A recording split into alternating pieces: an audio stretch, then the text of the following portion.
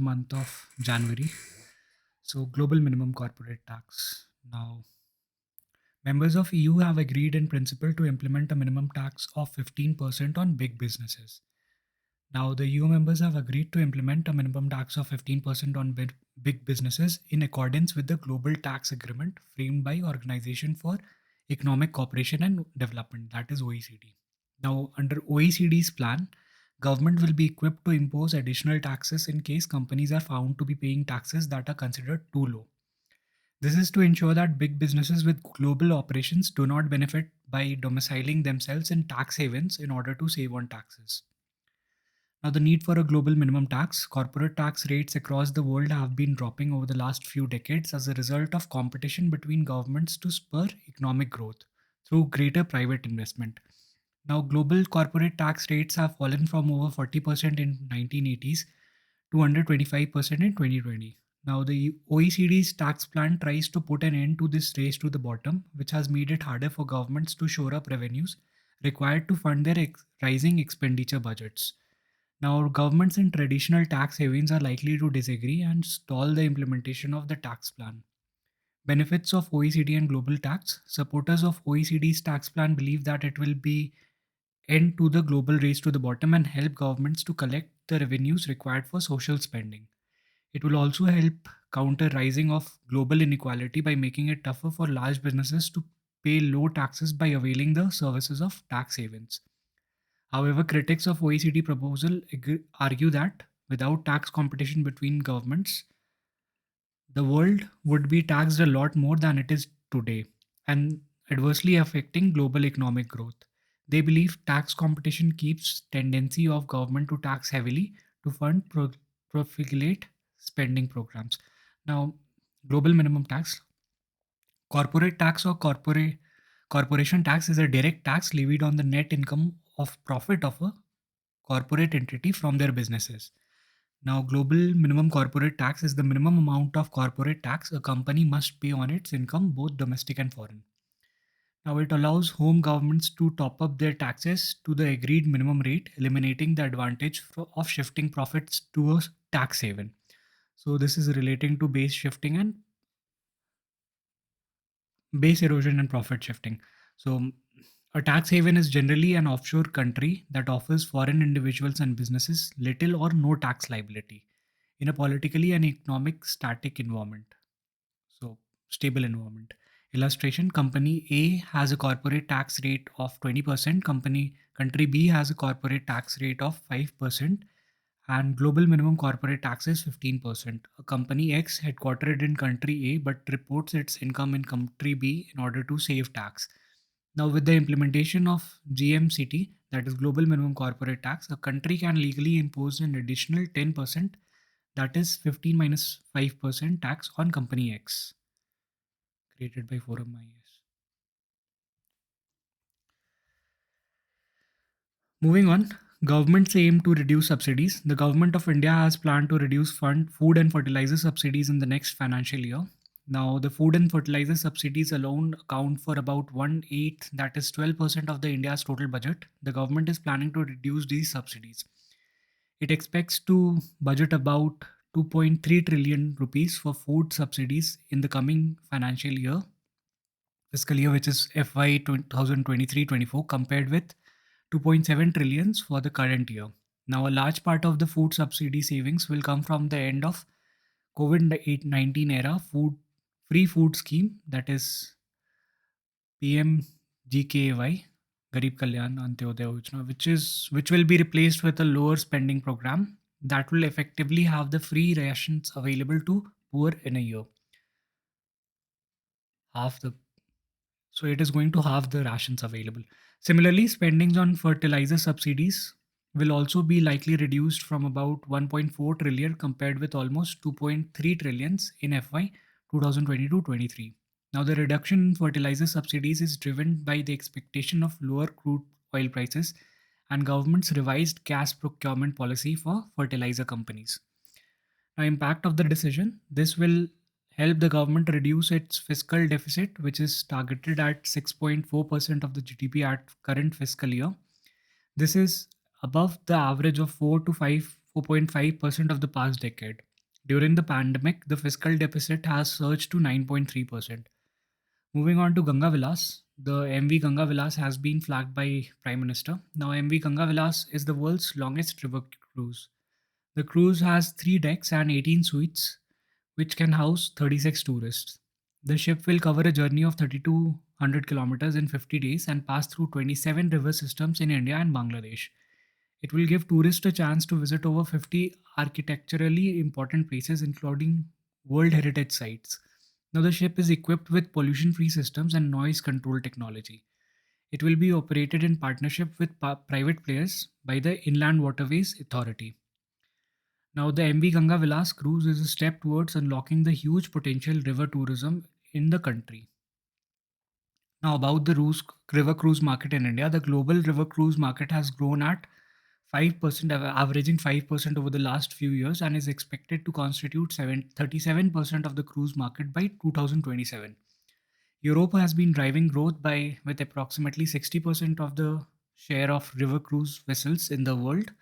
Now in India, 8 river cruise vessels are operational between Kolkata and Varanasi, while cruise movement is also operational on National Waterway 2, that is on Brahmaputra. So let's look at the route of this Ganga Vilas.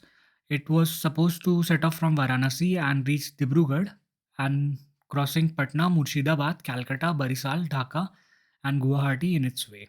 So, after leaving from Kolkata, it was supposed to enter Bangladesh at Barisal. So, moving on. As the capital expenditure is pumped to build capacity in inland waterways, the river cruise is set to grow further with systemic forward and backward linkages for the economy, especially across banks of the rivers. Ensuring sustainable river tourism, the employment generation must go hand in hand with ecological repair. Issues of shifting, silting, and pollution must be addressed by government to realize its goal to increase cruise passenger traffic. Now, sustainable growth is possible with the employment of local communities. There is huge potential for expansion of larger luxury liners, riverine tourism, but the expansion must take into account the best practices from around India and world. Smaller vessel may pose lesser ecological challenge. Moving on, promoting digital payments. Now, the Union Cabinet has approved an outlay of 2600 crore incentive schemes to promote payments using RuPay cards and UPI. Now, under the scheme, bank will be provided financial incentives for promoting point of sale and e-commerce transactions using RuPay debit cards and low value Beam UPI transactions, that is P2M transactions for the current financial year. Now, the fund will be paid to banks in view of the lack of a merchant discount rate. Now, MDR is a commission on digital transactions. Now, MDR will be exempted for UPI and RuPay transactions. The scheme will also promote UPI Lite and UPI 123 Pay as economical and user-friendly digital payment solutions and enable further deepening of digital payments in India. The incentive scheme will facilitate the building of a robust digital payment ecosystem and promote RuPay debit cards and Bheem UPI digital transactions. Now, about the RuPay cards, RuPay is a product of NPCI, that is National Payment Corporation of India, which is an umbrella organization for operating indigenous retail payments and settlement systems in India. Now, RuPay is India's indigenous payment network. Products offered by RuPay. RuPay has both debit and credit cards on offer for individuals and corporates. It also has prepaid and Kisan credit cards as well.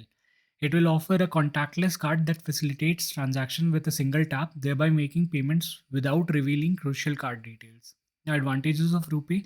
Banks that issue RuPay cards enjoy an advantage because they don't need to pay network registration fee, unlike in case of MasterCard or Visa registration. This is because RuPay is a domestic framework. Due to zero merchant discount rate, banks charge nothing on UPI and RuPay card transactions. Now, UPI Lite is a new payment solution that leverages a trusted technology to process low value transactions that has been set to below rupees 200. UPI 123 Pay is an instant payment system for feature phones users who can use UPI service in a safe and secure manner. So let's look at the online takeoff of transactions. Now in FY 21-22, there was an increase of 23% in digital payments from the previous financial year. a look at the total digital payments value in the last 5 years. So from FY 17-18, we see a constant increase, and there was a dip towards the pandemic, after which we saw a constant increase, and now it is at the highest level ever. Moving on, draft rules for online gaming. Now, the Union Ministry of Electronics and Information Technology, that is MeitY, has released the draft rules for online gaming companies. The rules aim to safeguard users against the potential harm from skill based games, regulate online gaming platforms as intermediaries, and place due diligence requirements on them, grow the online gaming sector, and encourage innovation. Now, key provisions are register with self regulatory body, composition of the self regulatory body, no betting on the outcomes of the game, and self due diligence. So, online games will have to register with a self regulatory body, and only games that are cleared by the body will be allowed to legally operate in India. The self regulatory body will have a board of directors with 5 members from diverse fields, including online game, public policy, IT, psychology, and medicine. The body must ensure that registered online games don't have anything which is not in the interest of sovereignty and integrity of India, defense of India, security of the state, friendly relations with foreign states, or public order, or incites commission or of any cognizable offense relating to the aforesaid. There could be more than one self regulatory body, and all of them will have to inform the center about the online games they have registered. Now, online gaming companies will not be allowed to engage in betting on the outcome of a game. Online gaming firms will be required to undertake additional due diligence, including KYC of users, transparent withdrawal and refund of money, and a fair distributions of winning. They will also have to appoint a compliance officer who will ensure that platform is following the norms, a nodal officer who will act as liaison official with the government and assist law enforcement agencies, and a grievance officer who will resolve user complaints. Now, the rules proposed has been introduced as an amendment to the Information Technology, that is Intermediary Guidelines and Digital Media Ethics Code of Rules of 2021. Now, challenges associated with regulation of online games: ambiguity in definition, extra burden on the companies. So, regarding ambiguity, online gaming bettings and gaming betting advertisements have been brought under prohibition, but there is a gray area of what constitute a game of skills as opposed to a game of chance. Further, the division of roles played by skill and luck in a game can be blurry. Now, there are many rules that exist at state level, and imposing a central rule on top of it will create additional burdens for internet gaming companies. Moving on to India's trade deficit with China, which crossed $100 billion.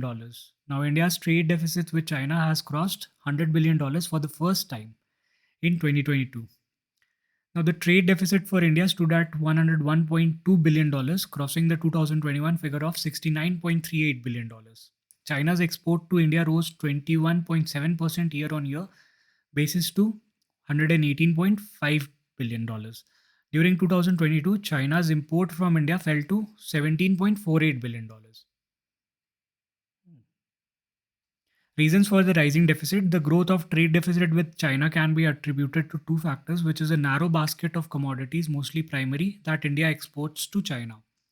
Market access impediments for most of India's agri products and sectors where India is competitive, such as pharma, IT, ITS, and according to experts, a large part of import growth is being driven by rise in chemicals and engineering equipments, including electrical and non-electrical instruments.